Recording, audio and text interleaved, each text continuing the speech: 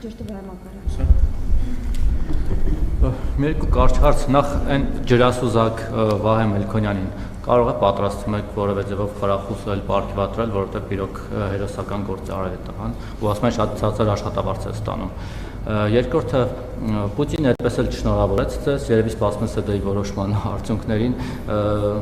սահմանափակումներն էլ արտահաման շարունակում են մնալ եւ խնդիրներ ստեղծել, սա ձեզ մտահոգում է թե ոչ, երկու մասով էլ։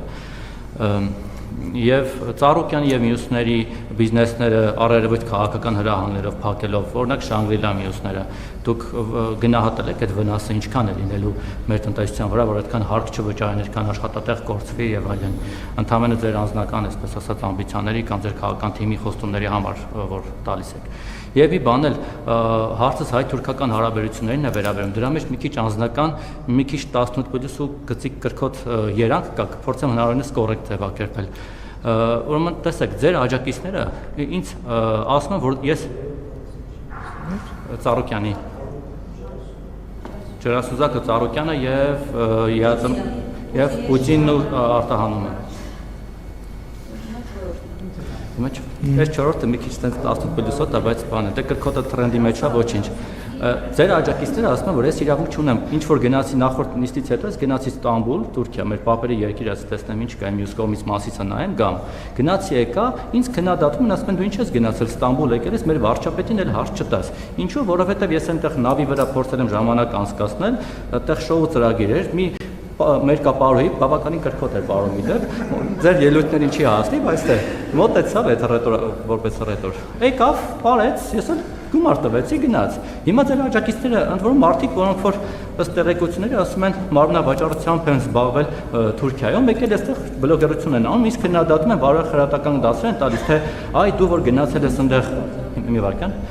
դու գնացել ես այնտեղ Ստամբուլում, այդտեղ զվարճացել ես եկել ես, իրավունք չունես մեր վարչապետին հարց տալու։ Երևի նեղվել են, որ ոչ թե ես եմ մերկացել, պարել ինձ փող են տվել, այլ հակառակը, երևի դրանից են նեղվել, այլ Թուրքիան է մերկացել, ես եմ փող տվել։ Հիմա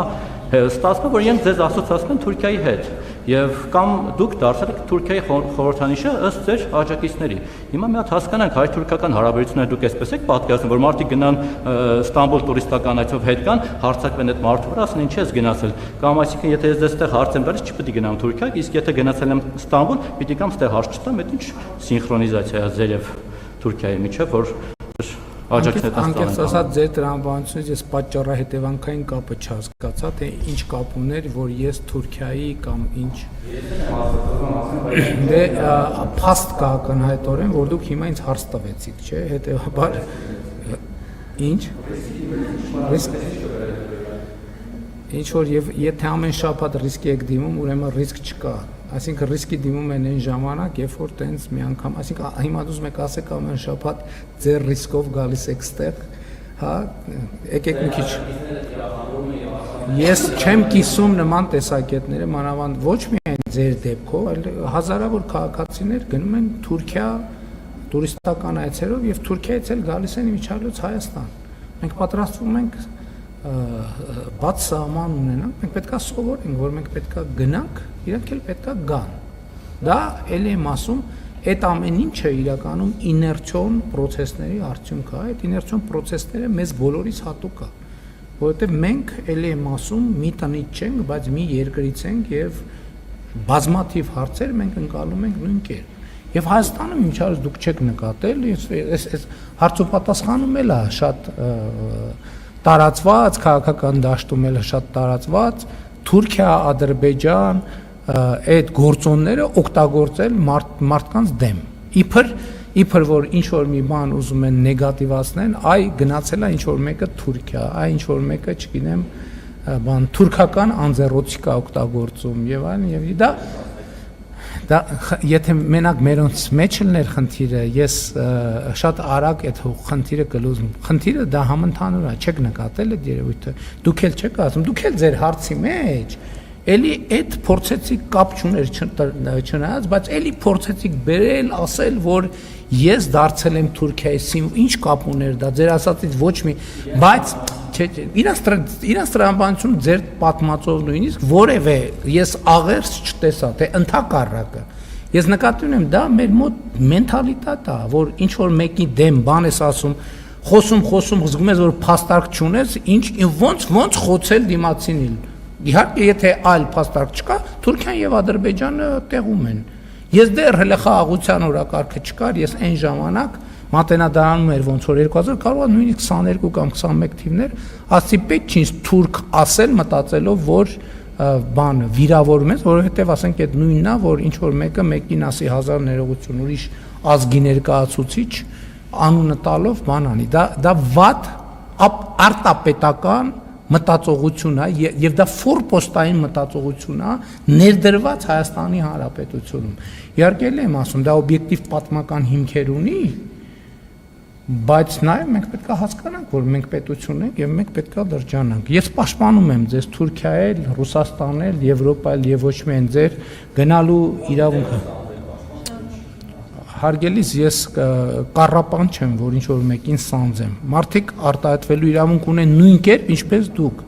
Եթե ամեն մեկս ինձնից սկսած մեր խոսքին վերաբերվենք նույնպիսի քննադատությամբ, ինչպես ուրիշների խոսքին ենք վերաբերվում, բոլոր ամեն մեկս մեզ սանձենք, ոչ մեկին սանձելու կարիք չի լինի։ 100% համոզվեմ։ Ձեր ինձնից սկսած մնացածով վերջացրած։ Բայց երբ որ անընդհատ այդ մանր ծակոցները դառնում են գործունեության հիմնական ձև, դա բնականաբար իր հետ բերում է այդ երևույթներին։ Ձեր նշած անձի բիզնեսների հետ կապված, ուրեմն չկա մի process, որը սկսել է ընտրությունից առաջ,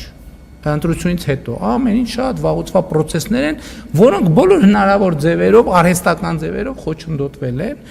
եւ ես Հայաստանի քաղաքացիների առաջ ստանձնել եմ պարտավորություններ, այդ պարտավորությունները պետք է կատարվի։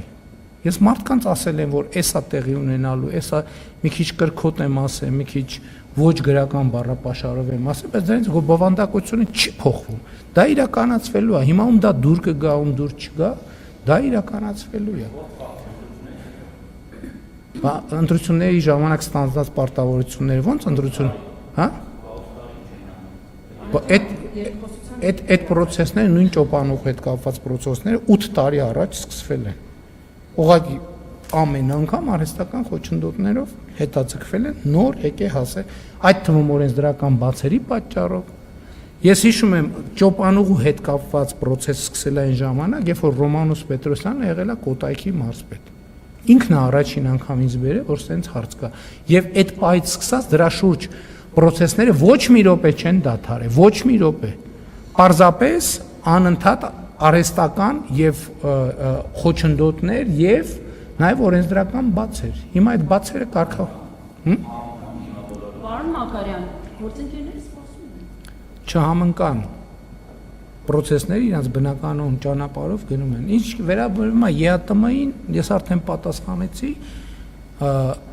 չեմ կարող չմտահոգվել։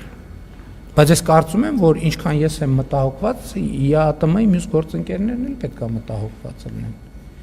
Հիմա ասենք ԵԱՏՄ-ի մյուս անդամ երկրները Հայաստանից փորձից մտահոգված չեն, 100% համոզված եղեք, որ մտահոգված են, որովհետև բոլորը հասկանում են, որ նույնը կարող է տեղի ունենա իրենց հետ։ Սա եթե մենք հիմա արագ չկարգավորենք, սա ԵԱՏՄ-ի քայքայումը դարձնելու անխուսափելի։ Ուղղակի անխոս, ոչ թե Հայաստանի մասին չի խոսքը։ Ես ասել եմ, մենք ԵԱՏՄ-ից դուրս գալու խնդիր մեր առաջ չենք դրել։ Պարզապես եթե այս հարցերը չկարգավորվեն, ԵԱՏՄ-ի քայքայումը դառնալու անխուսափելի։ Ասեցի արդեն։ Ասեցի։ Եվ հաջորդ հարցը Ջրասուզակի հետ կապված, իհարկե շատ ցավալի եւ դրամատիկ իրադարձություններ են, համոզված եմ ներքին գործերի նախարարը աշխատանքի գնահատականի վերաբերյալ զեկույցով հանդես կգա եւ մենք որոշում կայացնենք։ շնորհակալություն հանրային